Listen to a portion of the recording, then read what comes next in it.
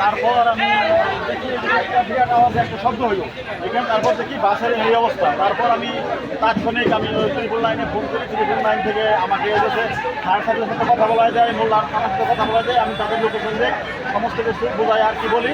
তারপর তারা কিছুক্ষণের ভিতরেই খুব দ্রুত লোকজন আসে আগে আগে আর কি।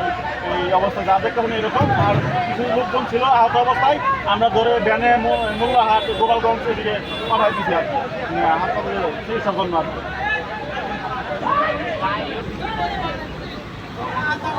দেখেন গাড়িকে চাপ দিয়ে আসছে, শেষ মিনিটে সোলো করলে হয়, সোলো করে না পাল্লা দেয়।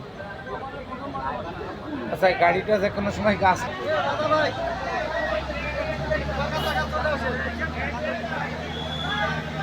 আমার তো আমার ফেলা দিয়ে না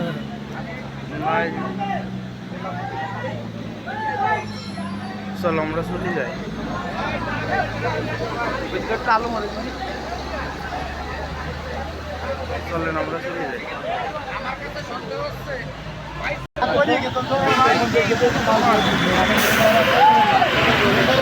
মেম্বার আছে সে বুঝাই আমি ফোন দিচ্ছিল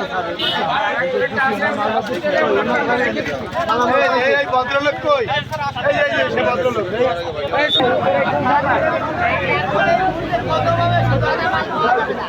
মোবাইল টোবাইল যা ছিল সব দেওয়া হয়েছে।